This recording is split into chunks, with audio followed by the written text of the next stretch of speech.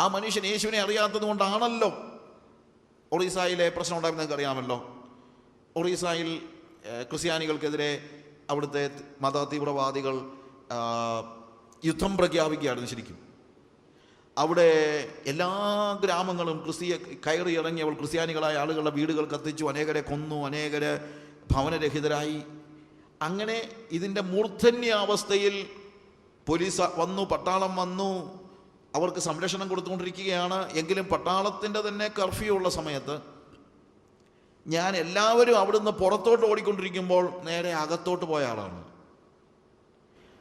അവരുടെ മധ്യത്തിലേക്ക് ഞാൻ കയറി ചെന്നു. ജീവൻ റിസ്ക് ചെയ്താണ് ചെന്നത്. അവിടെ ഞാനവിടെ താമസിച്ച് പ്രവർത്തിച്ചിട്ടുണ്ട്. എനിക്ക് അവിടുത്തെ ജനങ്ങളുടെ ഭാഷ കുറച്ചൊക്കെ പറഞ്ഞാൽ മനസ്സിലാകും. ഞാൻ അവരുടെ മധ്യത്തിലേക്ക് കടന്നു ചെന്നു. നമ്മുടെ ചർച്ചിലെ ഒരു 200 പേര് ഋതങ്കിയ എന്ന് പറയുന്ന സ്ഥലത്തുണ്ട്. 700 പേര് ആ ക്യാമ്പിലുണ്ട്. പട്ടാളത്തിൻ്റെ കാവലുണ്ട്. അതിനകത്ത് ഞാൻ കയറി ചെന്നു. ഞാൻ ചെന്ന് കഴിഞ്ഞപ്പോഴത്തേക്ക് ആളുകളെല്ലാം കൂടെ ഓടിക്കൂടി. I was talking to them. ഞാൻ അവരോട് പറഞ്ഞ ഒരൊറ്റ കാര്യമേ ഉള്ളൂ, നമുക്കിതെല്ലാം സംഭവിച്ചു എന്തുകൊണ്ട്? കാര്യം ഞാനവിടെ താമസിച്ചുകൊണ്ടറിയാം, ഈ മനുഷ്യരൊന്നും മോശക്കാരൊന്നും അല്ല, അവരെല്ലാം നല്ല മനുഷ്യരാണ്. അവിടെയുള്ള ഹിന്ദുക്കളും ക്രിസ്ത്യാനികളും എല്ലാവരും വളരെ സഹകരണത്തോടുകൂടെ പ്രവർത്തിച്ചു കൊണ്ടിരുന്ന ഒരു കാലമുണ്ടായിരുന്നു, ഉണ്ട് ഇപ്പോഴും. അവർക്ക് they are very good people.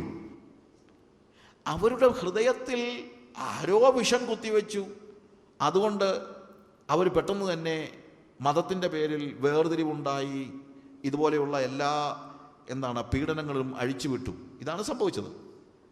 ഞാൻ എൻ്റെ വിശ്വാസികളോട് 200 വിശ്വാസികൾ നമുക്കവിടെ ഉണ്ട്. ഞാൻ അവരോട് പറഞ്ഞ ഒറ്റ കാര്യമേ ഉള്ളൂ, ഞാനിവിടെ വന്നത് ഒരു പ്രധാന കാര്യം പറയാനാണ്.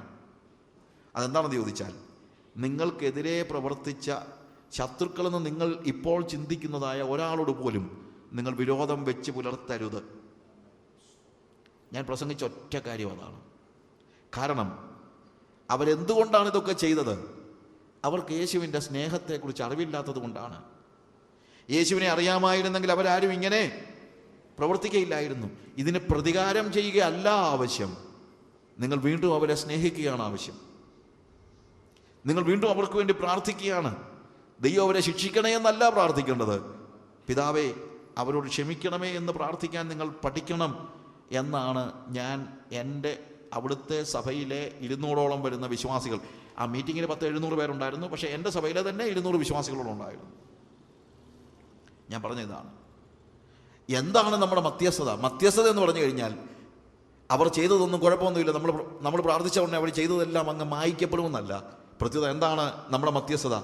പിതാവേ നിൻ്റെ സ്നേഹം എന്നുള്ളത്. അവരെന്തുകൊണ്ടാണ് ഇത് ചെയ്തത്? അവർ അറിവില്ലായ്മ കൊണ്ടാണ് ഇത് ചെയ്തത്. അവരെ അറിവിലേക്ക് നയിക്കണമേ എന്നുള്ളതാണ് മധ്യസ്ഥത. നമ്മൾ എന്തിനു വേണ്ടിയാണ് മധ്യസ്ഥത അണയ്ക്കുന്നത്? നമ്മൾ മധ്യസ്ഥത അണയ്ക്കുന്നത്, കർത്താവേ അവരെന്തുകൊണ്ട് ഇത് ചെയ്തു? അവർക്ക് അറിവില്ലാത്തത് കൊണ്ട് ഇത് ചെയ്തു. എന്തിനാണ് ഞാൻ പ്രാർത്ഥിക്കുന്നത്? കർത്താവേ അവരെ നീ എന്ത് ചെയ്യണം? അറിവിലേക്ക് നയിക്കണം. അറിവിലേക്ക് നയിക്കപ്പെടുന്നത് വരെ പിതാവേ അവരോട് ക്ഷമ കാണിക്കണം. അറിവിലേക്ക് നയിക്കപ്പെടുന്നത് വരെയും അവരെ നീ ശിക്ഷിക്കരുത്. അതാണ് വാസ്തവത്തിൽ മധ്യസ്ഥത എന്ന് പറയുമ്പോൾ. ശരിക്കും യേശു കർത്താവിൻ്റെ പ്രാർത്ഥനയുടെ പൊരുളതാണ്, ആ മധ്യസ്ഥതയുടെ പൊരുളതാണ്. അതുകൊണ്ടാണ് ഞാൻ പറഞ്ഞത്, ഒരു അറിവില്ലായ്മ കൊണ്ട് പാപം ചെയ്യുന്നവർക്ക് വേണ്ടിയും നമ്മൾ എന്ത് ചെയ്താലേ പറ്റുള്ളൂ? മധ്യസ്ഥത കാണിച്ചാലേ പറ്റുള്ളൂ. ഇഗ്നറൻസിൽ നിന്ന് പാപം ചെയ്യുന്നവർക്ക് വേണ്ടിയും നമ്മൾ മധ്യസ്ഥത കാണിക്കണം.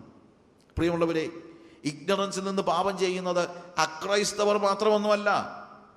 ഇഗ്നറൻസിൽ നിന്ന് പാപം ചെയ്യുന്നത് നമ്മുടെ സഭയിലുള്ളവരുമുണ്ട്, വിശ്വാസികളുമുണ്ട്. നമ്മിൽ നല്ലൊരു ശതമാനം ആളുകളും ചിന്തിക്കുന്നത്, കർത്താവ് കൃപായുഗത്തിലായതുകൊണ്ട് എന്തോ ചെയ്താലും കുഴപ്പമില്ല എന്ന് ചിന്തിക്കുന്ന ഇഗ്നറൻസ് നമുക്കുണ്ട്. നമ്മുടെ ചിന്ത, അത് സാരമില്ല, നമ്മൾ കൃപയാൽ രക്ഷിക്കപ്പെട്ടില്ലേ ബ്രദറെ, ഇനിയിപ്പോൾ എന്തെങ്കിലുമൊക്കെ ചെയ്തു കഴിഞ്ഞാലും കർത്താവൊക്കെ ക്ഷമിച്ചോളും എന്ന് ചിന്തിക്കുന്ന ഇഗ്നറൻസ് നമുക്കുണ്ട്. നമ്മുടെ കുഞ്ഞുങ്ങൾ പാപം ചെയ്യുന്നത് എന്തുകൊണ്ടാണ്? ഇന്നത്തെ തലമുറ ഏതൊക്കെ നിലയിൽ പാപം ചെയ്യുന്നു എന്നുള്ളത് നിങ്ങൾക്ക് ഞാൻ പറയുന്നതിനേക്കാൾ കൂടുതൽ അറിയാമെന്നാണ് എൻ്റെ ചിന്ത. അത് ഞാൻ പറയാതിരിക്കാൻ ആണ് എൻ്റെ ഹൃദയത്തിലെ ആഗ്രഹം. കാരണം അത്രയ്ക്കും തകർന്ന, അത്രയ്ക്കും വികൃതമായ ഒരു തലമുറയാണ് നമ്മുടേത്. വികൃതമായ തലമുറ. നിങ്ങളുടെ മക്കൾ നിങ്ങളുടെ ഓരോരുത്തരുടെയും മക്കൾ. ആരും എൻ്റെ കുഞ്ഞ് അങ്ങനെ അല്ലെന്നൊന്നും പറയണ്ട. പലപ്പോഴും ആളുകളോട് പറയുമ്പോൾ ഞങ്ങളുടെ കുഞ്ഞ് അങ്ങനൊന്നുമല്ല. നിങ്ങൾക്ക് നിങ്ങളുടെ കുഞ്ഞിനെ അറിയത്തില്ല. അവൻ എവിടെ പോകുന്നു, അവൾ എവിടെ പോകുന്നു, അവൻ എന്ത് കാണുന്നു, അവൾ എന്ത് സൂക്ഷിക്കുന്നു, വാച്ച് ചെയ്യുന്നു, അവരുടെ ബന്ധങ്ങൾ എന്താണ്, അവരുടെ ബന്ധങ്ങൾ എന്താണ്, ഇത് പലപ്പോഴും നമുക്ക് മനസ്സിലാകുന്നില്ല. ഇയ്യോബിൻ്റെ കാര്യത്തിൽ എനിക്കുണ്ടായിരിക്കുന്ന ഒരു വലിയ കാര്യം അതാണ്. ഇയ്യോബ് തൻ്റെ മക്കളെല്ലാവരും കൂടെ ഒരുമിച്ച് കൂടുമ്പോൾ അവർ പാപം ചെയ്തു പോയെങ്കിലോ എന്ന് വെച്ച് ഇയ്യോബ് കുഞ്ഞുങ്ങളെ വളരെ, ഐ ഡോണ്ട് തിങ്ക് ഏലി കുഞ്ഞുങ്ങളെ വളർത്തിയ പോലൊന്നും അല്ല ഇയ്യോബ് കുഞ്ഞുങ്ങളെ വളർത്തിയത് നിങ്ങൾക്കറിയാം. വളരെ ആത്മീയതയിൽ കുഞ്ഞുങ്ങളെ വളർത്തിയവനായ ഇയ്യോബ് തൻ്റെ മക്കളുടെ സെലിബ്രേഷൻസ്, ഇന്നത്തെ പിള്ളേരുടെ ഒരു പ്രത്യേകതയാണ് സെലിബ്രേഷൻസ്. പണ്ടത്തെ പോലൊന്നും അല്ല. ഇന്ന് പിള്ളേർക്ക് ഇഷ്ടം പോലെ എന്തുണ്ട്, സെലിബ്രേഷൻസ് ഉണ്ട്. They are celebrating.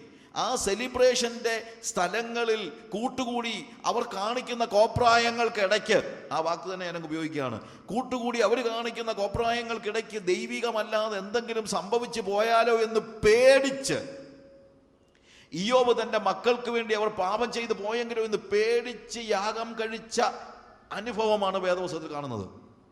ഇയ്യോബിൻ്റെ മക്കളുടെ കാര്യത്തിൽ അത്രയും ആവശ്യമായിരുന്നെങ്കിൽ പ്രിയമുള്ളവരെ, നിങ്ങളുടെയൊക്കെ എൻ്റെയൊക്കെ മക്കൾക്ക് വേണ്ടി നമ്മൾ എത്രയധികം ഇൻ്റർസെഷൻ നടത്തണം, എത്രയധികം മധ്യസ്ഥത അണയ്ക്കണം. We need to see that we are praying for our younger generation, standing in between God and our children. ദൈവത്തിനും നമ്മുടെ കുഞ്ഞുങ്ങൾക്കും മധ്യത്തിൽ മധ്യസ്ഥത അണച്ചുകൊണ്ട്, പിതാവേ അവർ അറിയാതെ എന്തെങ്കിലും ചെയ്തെങ്കിൽ എന്നല്ല, ചെയ്തുകൊണ്ടിരിക്കുകയാണ് എന്ന് പറഞ്ഞ് കരഞ്ഞ് പ്രാർത്ഥിക്കുന്ന മാതാപിതാക്കളാണ് ഇവിടെ ആവശ്യം. നിങ്ങളുടെ കുഞ്ഞുങ്ങളുടെ എഞ്ചിനീയറിംഗ് അഡ്മിഷന് വേണ്ടിയോ നിങ്ങളുടെ കുഞ്ഞിൻ്റെ ക്ലാസ് പരീക്ഷയ്ക്ക് വേണ്ടിയോ ഉപവാസമെടുത്ത് പ്രാർത്ഥിക്കാൻ നിങ്ങൾക്ക് പ്രയാസമൊന്നുമില്ലല്ലോ. പക്ഷെ നിങ്ങളുടെ കുഞ്ഞുങ്ങൾ പാപം ചെയ്തു പോയെങ്കിലോ എന്ന് പേടിച്ച് അവർക്ക് വേണ്ടി അവരൊരു വിശുദ്ധ പ്രജയായി ദൈവത്തിൻ്റെ സന്നിധിയിൽ നിങ്ങൾ മടക്കി കൊടുക്കേണ്ടതാണെന്നുള്ള ബോധ്യത്തോടു കൂടെ അവർക്ക് വേണ്ടി മധ്യസ്ഥത അണയ്ക്കാൻ നമുക്ക് എത്രയോ അത്യാവശ്യമായിരിക്കുന്നു. നിങ്ങളുടെ കുഞ്ഞുങ്ങൾ കർത്താവിനെ ഒന്ന് അറിയട്ടെ. ഞാൻ പറയട്ടെ, നമ്മുടെ മിക്ക കുഞ്ഞുങ്ങൾക്കും കർത്താവിനെ വേണ്ട രീതിയിൽ അറിയത്തില്ല, പേഴ്സണൽ എൻകൗണ്ടർ ഇല്ല. ഞാനിന്ന് രാവിലെ പറഞ്ഞതുപോലെ നമുക്ക് തന്നെ അത് നഷ്ടപ്പെട്ടുകൊണ്ടിരിക്കുന്ന ഒരു കാലഘട്ടമാണിത്. യേശു എനിക്ക് ആരാണെന്ന് ചോദിച്ചാൽ അവൻ എൻ്റെ ആത്മമണവാളനെന്ന് നെഞ്ചത്തടിച്ച് പറയാൻ കഴിയുന്ന ഒരു തലമുറ ഇല്ലാതെയായിക്കൊണ്ടിരിക്കുകയാണ് നമ്മൾ പറയുന്ന വേർപെട്ട സഭകളിലും. പകരം യേശു എനിക്ക് എന്ത് ചെയ്തു എന്ന് പറയുന്ന ഒരു തലമുറയായിട്ട് നമ്മൾ മാറിയിരിക്കുകയാണ്. നമ്മുടെ സാക്ഷ്യങ്ങളൊക്കെ നിങ്ങളൊന്ന് കേട്ട് നോക്കുക. നിങ്ങളുടെ സഭയിലൊക്കെ സാക്ഷ്യങ്ങൾ പറയുമ്പോൾ നിങ്ങളൊന്ന് ആലോചിച്ച് നോക്ക്. നിങ്ങൾ യേശുവുമായിട്ടുള്ള റിലേഷനാണോ പറയുന്നത്, അതോ യേശു നിങ്ങൾക്ക് ആരാണെന്നാണോ പറയുന്നത്? ചിലപ്പോൾ അറിയാതെ നമ്മൾ ചിലപ്പോൾ പറയുമായിരിക്കും യേശു എനിക്ക് നല്ലവനും വല്ലവനുമായിരുന്നെന്ന്. വല്ലഭൻ എന്ന് പറയുന്നതിന് ചിലപ്പം ചിലർ പറയുന്നത് യേശു എനിക്ക് നല്ലവനും വല്ലവനുമായിരുന്നെന്നൊക്കെയാണ്. യേശു എനിക്ക് നല്ലവനും വല്ലഭനുമായിരുന്നെന്ന് സാക്ഷി പറയുന്ന ആളുകളോട് ഞാൻ ചിലപ്പോൾ ചോദിക്കാറുണ്ട്, എന്നും ഇത് പറഞ്ഞുകൊണ്ടിരുന്നിട്ടുള്ള കാര്യം എന്താ? യേശുവിന് വേറെ വല്ലതും ആകാൻ പറ്റുമോ? യേശുവിനിപ്പോൾ ദുഷ്ടനും ചതിയനും ഒന്നും ആകാൻ പറ്റത്തില്ലല്ലോ. പറ്റുമോ? യേശുവിന് എന്ത് മാത്രമേ ആകാൻ പറ്റുള്ളൂ? നല്ലവനും വല്ലഭനും ആകാനേ പറ്റുള്ളൂ. യേശു നിനക്ക് നല്ലവനും വല്ലഭനുമാണെന്ന് നീ പറഞ്ഞു, പക്ഷെ നീ യേശുവിനാരാണ്? അത് മിണ്ടത്തില്ല. യേശു നിനക്കെന്ത് ചെയ്തു എന്ന് നീ എപ്പോഴും പറയുമല്ലോ സാക്ഷ്യം. യേശുവിന് നീ എന്താ ചെയ്യുന്നത്?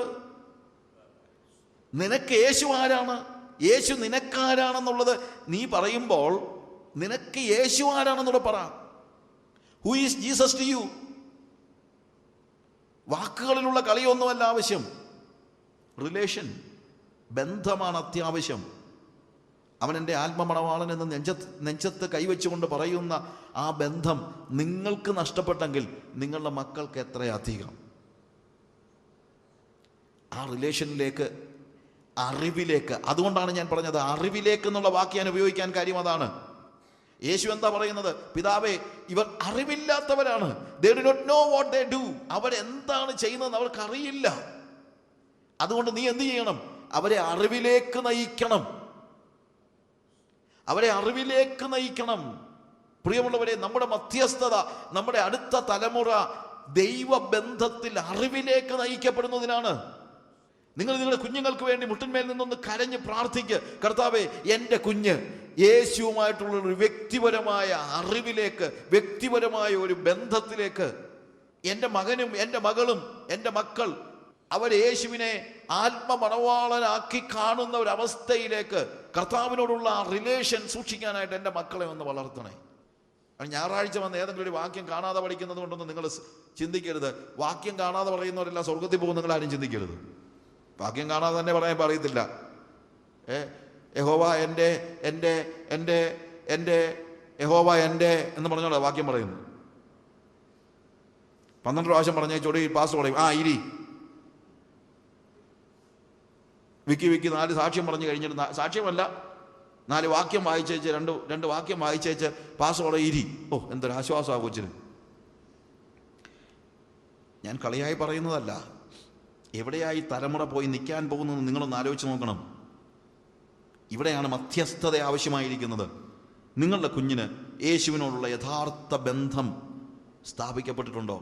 അറിവിലേക്ക് നയിക്കപ്പെട്ടിട്ടുണ്ടോ? ഇൻ്റർസെഷൻ എന്താണ്? ആത്യന്തികമായി ഇൻ്റർസെഷൻ പാപമോചനം നൽകുന്നില്ല. അത് നിങ്ങൾ ഓർക്കണം.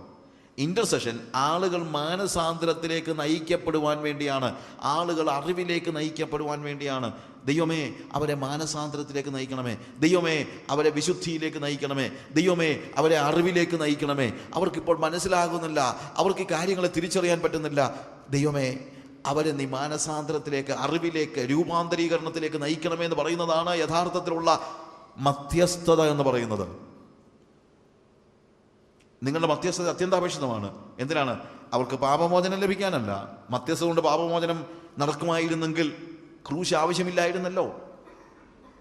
പാപമോചനം ഒരൊറ്റ കാര്യം കൊണ്ട് നടക്കത്തുള്ളൂ. ലോകത്തിൽ പാപമോചനത്തിന് ഒരു മാർഗവും വേറെ ഇല്ല എന്ന് മാത്രമേ ഉള്ളൂ, ക്രോസ്.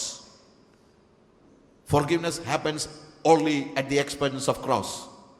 ക്രൂശിൻ്റെ ചെലവിൽ മാത്രമേ പാപമോചനം സാധ്യമാകുന്നുള്ളൂ. മധ്യസ്ഥത എന്താണ്? ഈ ക്രൂശിൻ്റെ തിരിച്ചറിവിലേക്ക്, ക്രൂശിൻ്റെ ചുവട്ടിലേക്ക് ജനങ്ങൾ കടന്നു വരുവാനുള്ള ദൈവത്തോട് പറയുന്ന മാനസാന്തരത്തിന്, കരുണയ്ക്കായുള്ളതാണ്. ദൈവത്തിൻ്റെ കരുണ അവരുടെ മേൽ വന്നു വീഴേണ്ടതിന്, അവർ നഷ്ടപ്പെട്ടു പോകാതിരിക്കേണ്ടതിന്, അതിനുവേണ്ടിയാണ് ശരിക്കും ഇൻ്റർസെഷൻ എന്ന് പറയുന്നത്. കാരണം മാനസാന്തരം നടക്കാത്തിടത്തോളം കാലം, ദൈവവുമായി ബന്ധം പുനഃസ്ഥാപിക്കപ്പെടാത്തിടത്തോളം കാലം ഒരിക്കലും നമ്മുടെ പാപങ്ങൾ മോചിക്കപ്പെടുന്നില്ല എന്ന് പറയണം. അനുദപിച്ച് പാപമേറ്റു പറയാതെ ആത്യന്തികമായി പാപമോചനമില്ല. ദൈവം തൻ്റെ കോപത്തിൽ നമ്മുടെ തലമുറയെ പെട്ടെന്ന് നശിപ്പിക്കാതിരിക്കേണ്ടതിനാണ് വാസ്തവത്തിൽ മധ്യസ്ഥത. മധ്യസ്ഥത എന്തിനാണ്? ദൈവത്തിൻ്റെ കോപം നമ്മുടെ മേൽ അല്ലെങ്കിൽ നമ്മുടെ തലമുറയുടെ മേൽ പെട്ടെന്ന് വന്ന് വീഴാതിരിക്കാൻ വേണ്ടിയാണ് മധ്യസ്ഥത. ഇതിനെ മനസ്സിലാക്കാൻ അപ്പോസ്തല പ്രവൃത്തികളിൽ പത്രോസ് പറയുന്നതായ അതിൻ്റെ 3-ാം അധ്യായത്തിൻ്റെ 17 മുതലുള്ള വാക്യങ്ങൾ വായിക്കുമ്പോൾ, ആക്ട്സ് ചാപ്റ്റർ 3 3-ാം അധ്യായത്തിൻ്റെ 17 മുതൽ അവിടെ നമ്മൾ ശരിക്കും പറഞ്ഞു കഴിഞ്ഞാൽ 3-ാം അധ്യായത്തിൽ നമ്മൾ കാണുന്നത് പത്രോസും യോഹന്നാനും ലെയിം മാൻ, മുടന്തുള്ള മനുഷ്യനെ സൗഖ്യമാക്കുമ്പോൾ അവിടെ പള്ളിയിലുള്ള എല്ലാവരും കൂടെ അവൻ്റെ അടുത്ത് വന്നുകൂടുന്നു. അങ്ങനെ വന്നു കഴിഞ്ഞപ്പോൾ അവരോട് അവൻ സംസാരിക്കുന്നതാണ് 17-ാമത്തെ വാക്യത്തിൽ. സഹോദരന്മാരെ, നിങ്ങളുടെ പ്രമാണികളെ പോലെ നിങ്ങളും അറിയായ്മ കൊണ്ട് പ്രവർത്തിച്ചു എന്ന് ഞാൻ അറിയുന്നു. നോക്ക്, അതിനു മുമ്പ് 11 മുതലുള്ള വാക്യങ്ങളിൽ നമ്മൾ കാണുന്നത് അവർ കർത്താവിൻ്റെ മരണത്തെക്കുറിച്ച്, അല്ലെങ്കിൽ 13 മുതലുള്ള അബ്രഹാമിൻ്റെയും ഇസ്ഹാക്കിൻ്റെയും യാക്കോബിൻ്റെയും ദൈവമായ നമ്മുടെ പിതാക്കന്മാരുടെ ദൈവം തൻ്റെ ദാസനായി യേശുവിനെ മഹത്വപ്പെടുത്തി അവനെ നിങ്ങൾ ഏൽപ്പിച്ചു കൊടുക്കുകയും അവനെ വിട്ടയപ്പാൻ വിധിച്ച പിലാത്തോസിൻ്റെ മുമ്പിൽ വെച്ച് തള്ളിപ്പറയുകയും ചെയ്തു. പരിശുദ്ധനും നീതിമാനുമായവനെ നിങ്ങൾ തള്ളിപ്പറഞ്ഞു, കൊലപാതകനായവനെ വിട്ടയച്ചു തരണമെന്ന് ചോദിച്ചു, ജീവനായവനെ കൊന്നുകളഞ്ഞു, അവനെ ദൈവം മരിച്ചവരുടെ ഇടയിൽ നിന്ന് എഴുന്നേൽപ്പിച്ചു. അതിന് ഞങ്ങൾ സാക്ഷികളാകുന്നു. അവൻ്റെ നാമത്തിലെ വിശ്വാസത്താൽ അവൻ്റെ നാമം തന്നെ നിങ്ങൾ കാണുകയും അറിയുകയും ചെയ്യുന്ന ഇവൻ ബലം പ്രാപിപ്പാൻ കാരണമായി തീർന്നു. അവൻ മുഖാന്തരമുള്ള വിശ്വാസം ഇവനും നിങ്ങൾ എല്ലാവരും കാണുക ഈ ആരോഗ്യം വരുവാൻ ഹേതുവായി തീർന്നു. സഹോദരന്മാരെ, നിങ്ങൾ എല്ലാവരും നിങ്ങളുടെ പ്രമാണിമാരെ പോലെ നിങ്ങളും അറിയായ്മ കൊണ്ട് പ്രവർത്തിച്ചു. യേശുവിനെ അവരുടെ പ്രമാണിമാർ, യഹൂദ പ്രമാണിമാർ യേശുവിനെ ക്രൂശിച്ചത് എന്തുകൊണ്ടാണെന്ന് ഇവിടെ പറയുന്നത്? അറിയായ്മ കൊണ്ടാണെന്ന്. പത്രോസ് പറയാണ്, we know it is because of their ignorance.